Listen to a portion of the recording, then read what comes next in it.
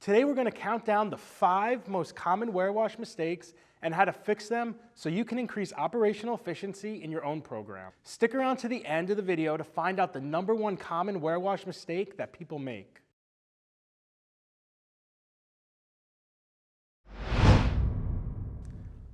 Starting with number 5, failure to routinely delime your machine. Why is this a mistake?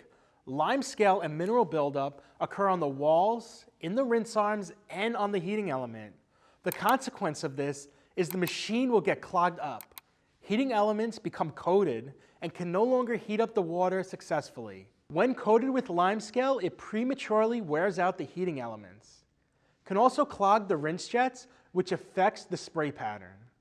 The solution for this is you can use Delimer to break it down.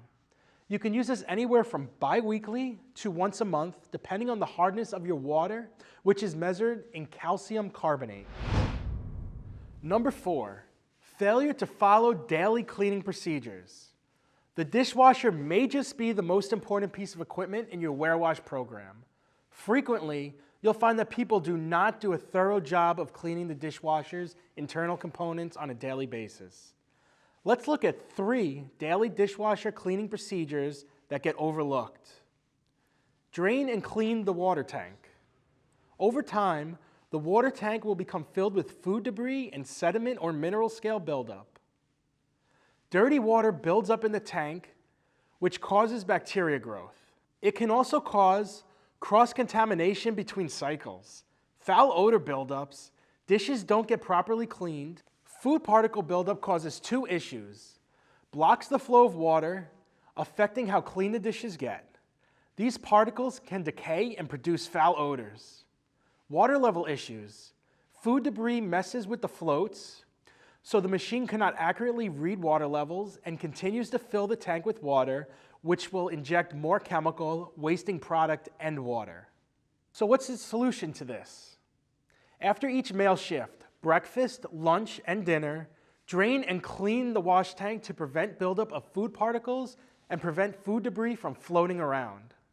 Clean the wash arms, rinse arms, and pump screen. This is important because over time, internal components and the water tank can become blocked or clogged. If the pump screen is clogged, water cannot flow through the pump, decreasing water pressure, and dishes will not get properly cleaned. If blocked, it puts more stress on the machine and can damage the motor. If the spray jets on the wash arm and rinse arms are clogged, the water isn't spraying evenly over all the dishes. The solution for this is to remove and thoroughly clean after each meal shift. At the end of the day, it's important to let the dishwasher air dry. It's important because the dishwasher doesn't dry, it will stay wet overnight and can promote bacteria growth. Make sure to leave the doors propped open after cleaning so the dishwasher can air dry overnight. Number 3, failure to check the dishwasher temperature and pressure. Why is this a mistake? Without checking the gauges, you cannot confirm if the machine is running at the correct temperature or if the pressure is at an acceptable range. The consequences of this, depending on the machine, if it's either a high temperature heat sanitizing or low temperature chemical sanitizing. High temperature heat sanitizing machines.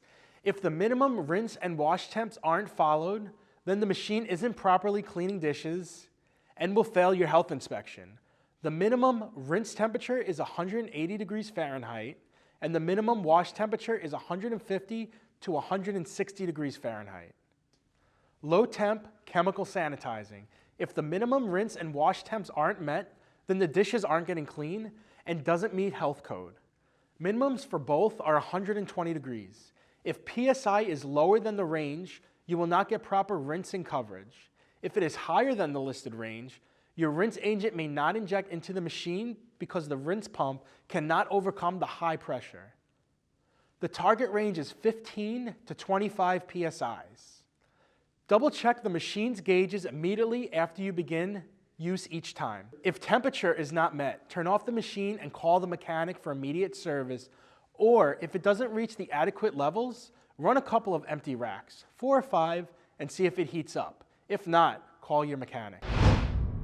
Number 2, failure to properly load the dishwasher.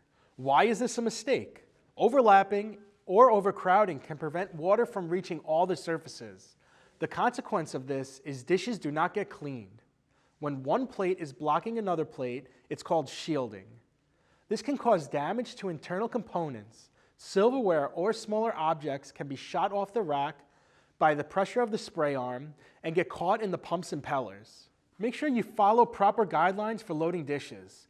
Glasses, cups, and bowls should be turned upside down, while plates and flatware should be stood up edgewise. Stacking dishes in the dish rack, do not stack them on each other. And now for the number 1 most common warewash mistake: failure to effectively scrape and pre-rinse dishes. Why is this a mistake? Proper pre-scraping and cleaning can cut down on the amount of food debris that goes into the dishwasher. The consequence of this is different parts of the machine can get clogged with food debris, spray nozzles, pump screens, and drains. If the machine is dirtier, it senses it needs more chemical and adds it, wasting product. If the machine gets dirty, then it pumps through the entire machine and deposits soil all over the clean dishes. Remember, garbage in, garbage out. Always pre-scrape and clean dirty dishes before loading them.